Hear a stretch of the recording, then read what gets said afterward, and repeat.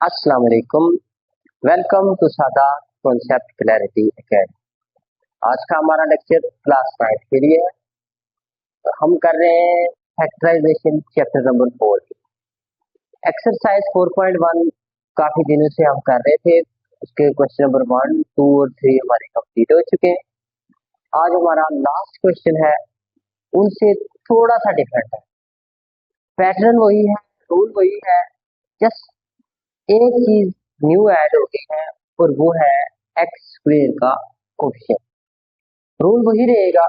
हमने चूंकि generally quadratic equation को ऑलरेडी सीख लिया था कि जब क्वेश्चन किस फॉर्म में लिखा हो तो क्वाड्रेटिक इक्वेशन हम उसको कह रहे थे। जब क्वेश्चन हमने देखा था स्टैंडर्ड फॉर्म में लिखा हो, यानी कि A X square plus B X plus C is equal to 0 या सी यहाँ तक भी हो, तो इस इक्वेशन को हमने कहा था कि ये क्वाड्रेटिक इक्वेशन है। इसकी फैक्टराइजेशन हमने कुछ ऐसे की थी कि देखिए, एक पहली टर्म होती है, दूसरी टर्म, तीसरी टर्म, 3 टर्म्स होती है। दो जो टर्म्स होती है ये एक्सट्रीम होती है और एक ये मिड वाली टर्म। हमने करना ये होता है कि सी वाली वैल्यू को ए के साथ मल्टीप्लाई करना होता है और जो भी नंबर बनेगा इन्हें मल्टीप्लाई करने के बाद उस नंबर के ऐसे दो मल्टीपल्स ढूंढ लें जिन्हें प्लस या माइनस करें तो ये मिड वाली टर्म आ जाए। ये सिंपल सा रूल है। अब देखिए, अगर इसको कंपेयर करें अपने क्वेश्चन वाली इक्वेशन के साथ, तो यहाँ देखिए एक्स स्क्वायर के साथ जो भी है वो ए था, यानी एक्स स्क्वायर के साथ इस वक्त यहाँ पे 2 है, तो ए की वैल्यू क्या हुई 2। इस तरह एक्स के साथ जो भी लिखा वो क्या है बी है, यानी कि यहाँ एक्स के साथ इस वक्त क्या लिखा हुआ है 7। इसका मतलब इस वक्त बी क्या है 7, और उसके बाद जो तीसरी रह जाने वाली वैल्यू होती है वो क्या होता है सी। और यहाँ पे हमारे क्वेश्चन में इस वक्त तीसरी वैल्यू जो है वो 3 है। इसका मतलब है हमारा जो सी की वैल्यू होगी वो क्या होगी 3 होगी। तो अब इसको सोल्व करते हैं। सोल्व करने का सिंपल तरीका ये था कि हमने सी की वैल्यू को ए की वैल्यू से मल्टीप्लाई करना। ये हमारा रफ वर्क है, इसको आपने साथ क्वेश्चन में से इग्नोर कर देना है। देखिए, 2 को 3 से मल्टीप्लाई किया तो आंसर आया 6। अब फिर उसके बाद हमारा रूल ये कहता है कि 6 के ऐसे दो मल्टीपल ढूंढे जिन्हें प्लस या माइनस करें तो 7 आए।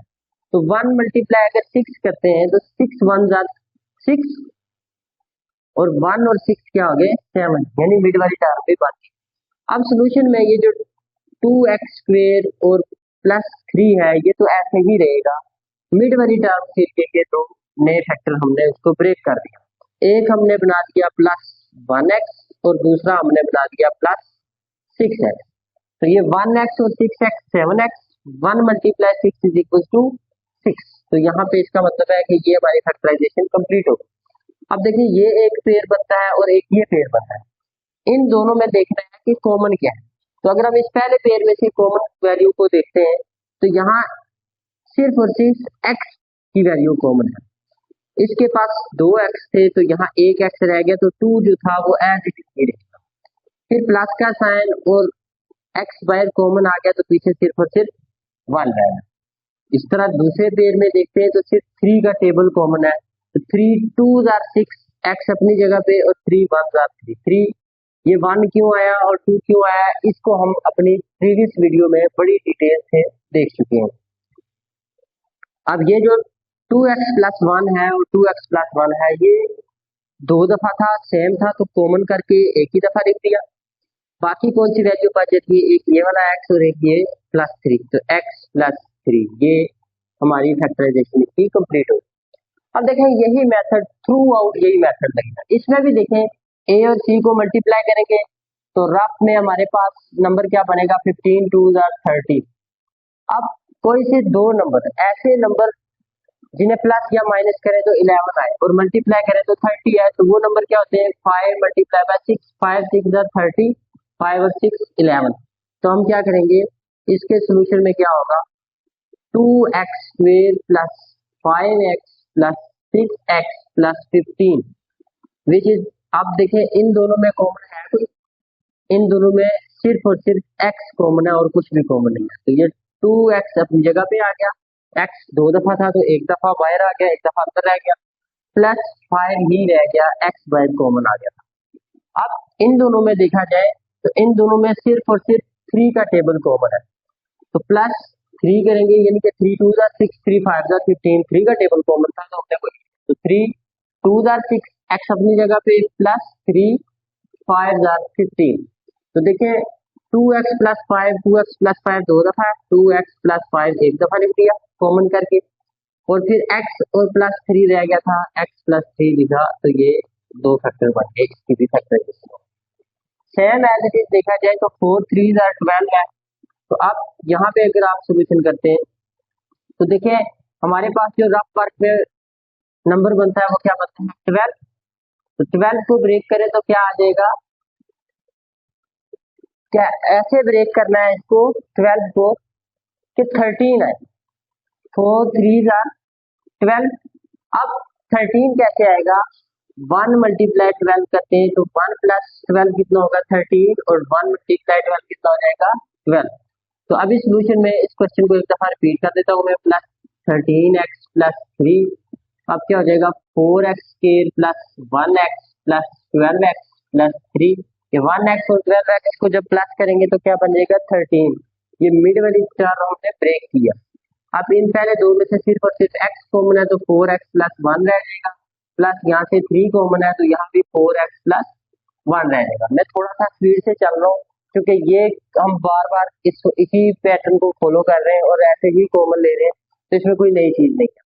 तो अब देखिए 4x प्लस 1 एक दफा आ गया, और फिर x प्लस 3 एक दफा आ गया, तो ये हमारी फैक्टराइजेशन यहाँ पे कंप्लीट हो चुकी है। इसके जितने बाकी पार्ट्स भी हैं वो भी सेम एज इट इज इसी रूल के साथ सोल्व होंगे। ओके, तो बाकी क्वेश्चन जो है वो मैंने सेम एज इट इज पहले ही सोल्व करके दी गई है ताकि हमारा टाइम ज्यादा कंज्यूम ना हो, वीडियो की लेंथ ज्यादा ना हो।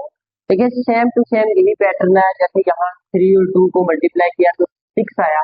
अब 3 2 जार 6 और बनाना क्या थी मिड वाली टर्म 5 बनाना, 3 और 2 करेंगे प्लस तो 5 आ जाएगा। बाकी सिंपल सा है, इन दो में से कॉमन लिया फिर उन दो में से कॉमन लिया, तो ये कॉमन लेने की प्रैक्टिस काफी दफा हो चुकी है, पिछली एक्सरसाइज पिछले क्वेश्चन में भी यही काम किया है।